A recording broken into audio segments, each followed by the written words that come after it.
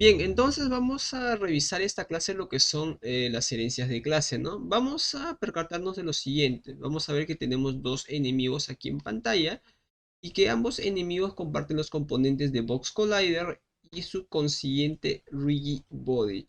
Entonces, ¿cómo funciona esto? Vamos a ver aquí.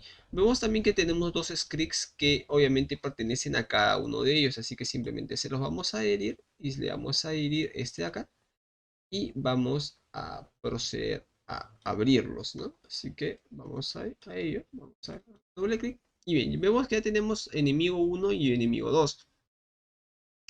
¿Qué pasa? Supongamos que como son enemigos, ¿qué es lo común que pueden tener entre ellos? Velocidad, por ejemplo, daño de ataque, por ejemplo, también. ¿Qué más? Pero más que nada eso, porque parámetros, eso de esos objetos scriptables, y eso ya lo vimos en la clase pasada, vienen a ser en este caso, por ejemplo, componentes, ¿no? Que ambos tienen lo que es el Box Collider y el Rigibody. Entonces vamos a ello. Vamos aquí a enemigo 1 y vamos a escribir, por ejemplo, Box Collider. Le pongamos una sola letra, así. Rigibody 2D. Le colocamos una letra. Pueden colocar los nombres que ustedes deseen, la verdad, solamente propósitos explicativos.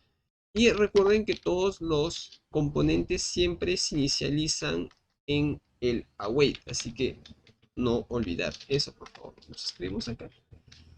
Esto ya es algo más rutinario, ¿no? Vamos a escribir acá Box Collider 2D.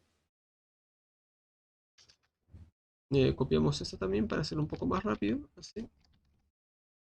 Colocamos un B y acá le colocamos un Rigid Body 2D. Y ya está, ¿no? Hemos accedido a sus componentes. Pero enemigos, ¿no creen que también tenga que tener eso? Sí, ¿no? Yo pienso que sí. Entonces vamos aquí, copiamos todo esto de un solo golpe y lo colocamos acá. Y ya está. Una vez más, supongamos que como estos son enemigos, digamos, también tienen que tener una característica en especial. Vamos a suponer que tengamos digamos, un componente de audio, ¿no? Un audio source, porque cada uno de ellos genera un sonido. Entonces, vamos a hacer esto, audio source, audio y audio source. Entonces también haríamos lo siguiente, ¿no? Entonces vamos aquí y tenemos un audio, audio source, le colocamos un C y aquí, ¿no? Colocarlo acá C, igual get component y colocamos un audio source. Y ya creo que se estarán percatando del asunto que viene, ¿no? Se estarán percatando más o menos qué es lo que pasa. De la misma manera como en los objetos scriptables, que ya vimos la clase pasada, pues revisarlas acá. Es más, los códigos los tengo acá porque todavía quiero utilizarlos a manera de ejemplo. Estamos viendo que estamos repitiendo mucho código.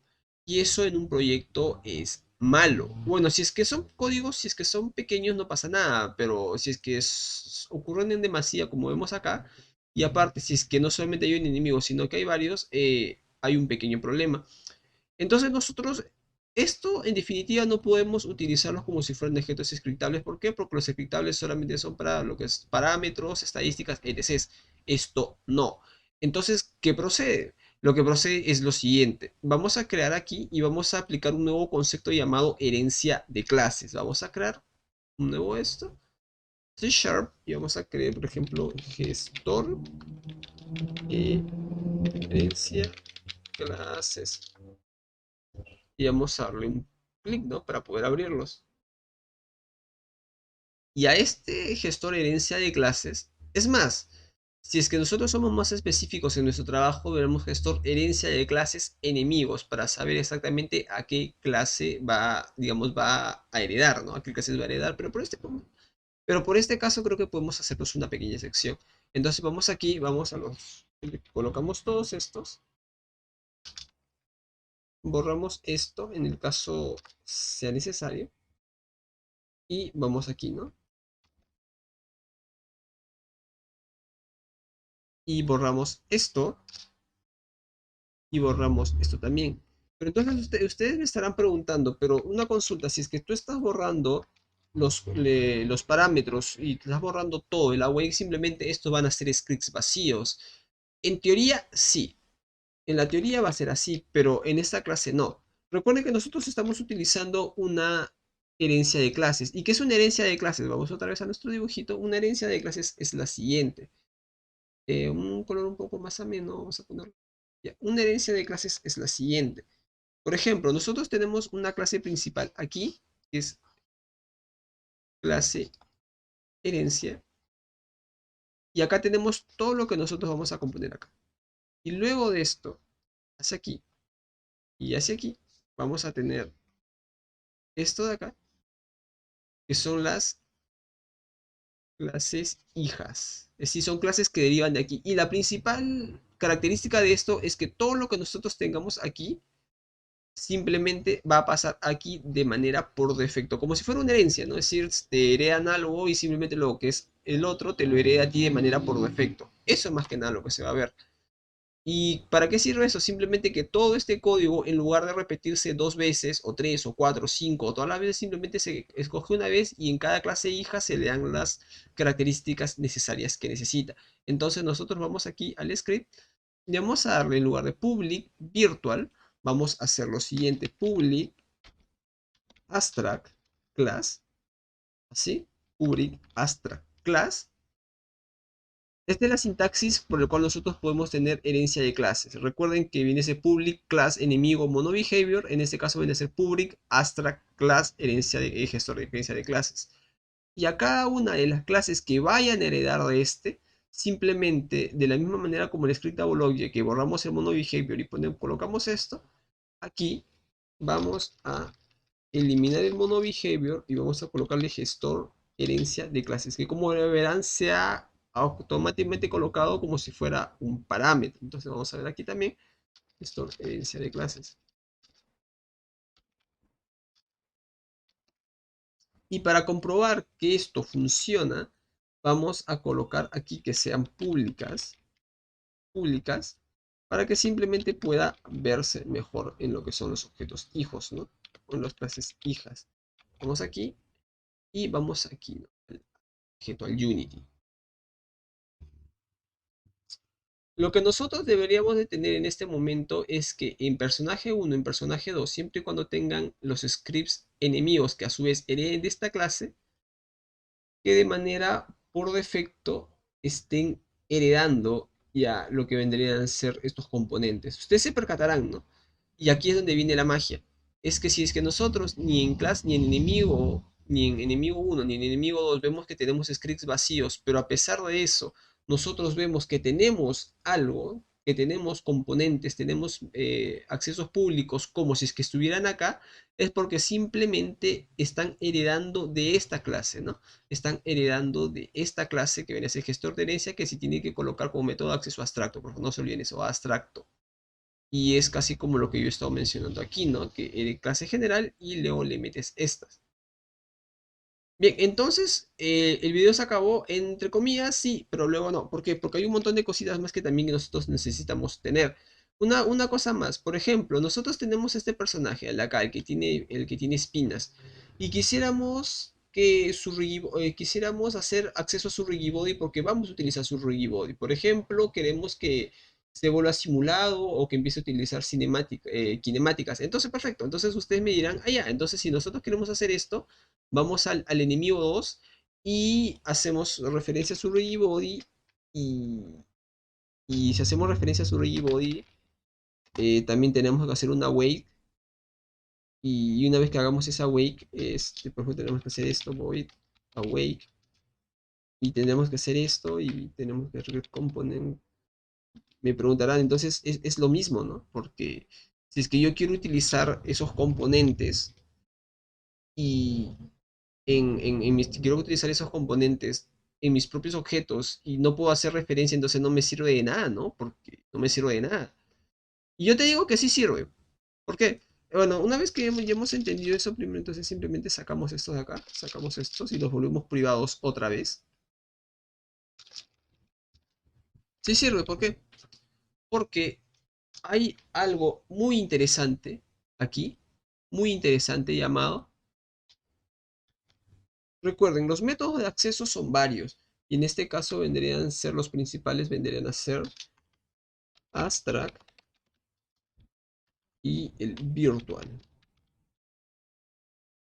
Virtual. Bien, entonces nosotros queremos que cada enemigo, cada script que tenga el enemigo, tenga, digamos, una referencia a sus propios componentes. Pero si es que nosotros hacemos eso, vamos a tener que referenciar los componentes otra vez, cosa que no queremos.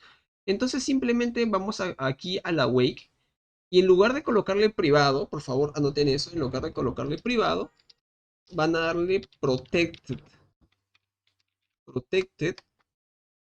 y virtual. Protected virtual. ¿Qué significa eso, señores? Significa que el protected virtual, vamos a escribirlos acá,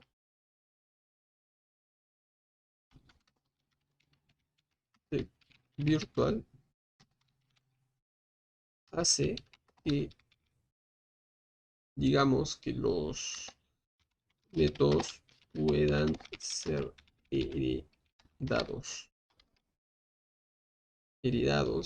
a través del base. ¿A qué significa esto?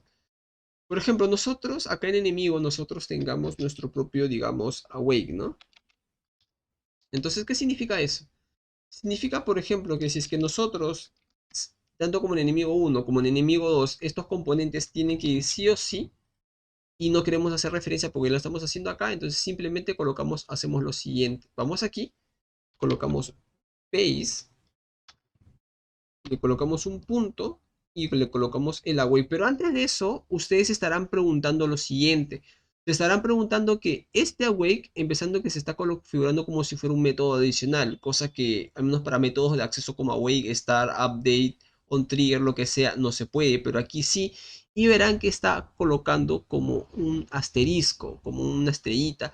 Eso significa que este awake le pertenece al gestor herencia de clases y podemos darle aquí. Pero también ocurre otro pequeño problema. Y ese pequeño problema es que nos está marcando una wake de este color. Y dice que oculte el miembro heredado y hace que me invalide la implementación y todo eso. ¿Y por qué se coloca? ¿Por qué se pasa eso? Porque de la misma manera como nosotros ya hemos colocado el protector virtual void awake. Recuerden, hemos colocado dos métodos más, el protector y el virtual, para que este método pueda ser heredado. Aquí también nosotros tenemos que hacer lo mismo para decirle al Unity o al sistema de códigos de compilación que este método está implementando una clase heredada o un método heredado de del padre, ¿no? De la clase padre. Entonces simplemente en lugar de poner pivot void, vamos a colocarle también lo mismo en, digamos, override. Vamos a colocarle un protected override. ¿Y qué significa eso? El, recuerden que nosotros, aquí nosotros tenemos que tener lo siguiente. El protected hace que los métodos puedan ser heredados. El protected. Cuando si tú colocas un método simple, no te va a heredar, por más público que lo colocas, porque recuerda, esta es una clase abstracta, y al ser una clase abstracta no necesariamente se tiene que, digamos, agregar un objeto más, como si lo vendría a hacer, como vendría a ser esto, ¿no? Que al estar en esto no necesariamente tiene que agregarse un GameObject para que pueda funcionar. Igual acá también, simplemente colocamos aquí y colocamos protected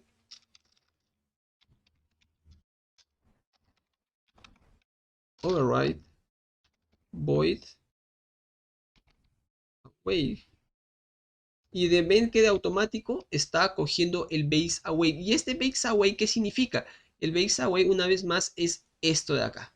Se están percatando que es esto. Entonces, ¿qué pasaría si yo quiero acceder ahora sí a los objetos que tengo acá, ¿no? Entonces simplemente vas acá y en este caso vendría a ser por ejemplo, el Rigibody es B, entonces vamos aquí. Pero también ocurre una otra cosa más, que si es que nosotros queremos colocar, por ejemplo, los elementos a manera de componentes, las variables a manera de componentes aquí, nosotros vamos a poder hacerlo. Por ejemplo, en Wikibody P, por ejemplo, nosotros vamos a colocar en P punto velocity, que es lo más común que nosotros se tiene cuando se trabaja con Ruby Body, y acá le ponemos un vector 2, 1, que significa sea 0, pero o que sea 1, 1, 1, ¿no? Pero tenemos un pequeño inconveniente, vemos que el B nos marca como rojito y nos dice que simplemente, bueno, si que nos acercamos dice que no se puede debido a su nivel de protección y eso es lo que quería llegar. Si es que nosotros queremos que todo esto sea accesible, simplemente tiene que ser colocado como si fuera público, público, que fuera público.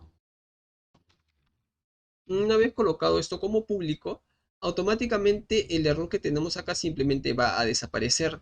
Y vamos a ver lo siguiente, si es que nosotros estamos haciendo aquí también podemos hacer lo mismo, b.velocity, pero en lugar de ponerle un vector 2.1, le ponemos un punto one, pero lo multiplicamos por 3, pongamos, ¿no? Entonces simplemente al entrar digamos, a nuestro código, vamos a percatarnos que si bien ahora nosotros estamos dándole características particulares a cada uno de nuestros objetos y vamos a darle un play para ver cómo funciona. ¿Ven? Se percatarán que en este caso este objeto se está moviendo de una manera mucho más rápida que el objeto que tiene pinchos. ¿Y por qué pasa eso? Porque justamente ahí es donde vienen ya las maravillas de lo que es la herencia de clases, que es simplemente de la misma manera con los objetos scriptables que hicimos que todos los parámetros se lo coges a otro, se lo pones a otro, en este caso el objeto scriptable, en la herencia de clases, todo lo que son variables que son en común en objetos, simplemente se las puedes tirar a una herencia general, se la puedes tirar al gestor general y luego con eso ir derivando para cada una de ellas.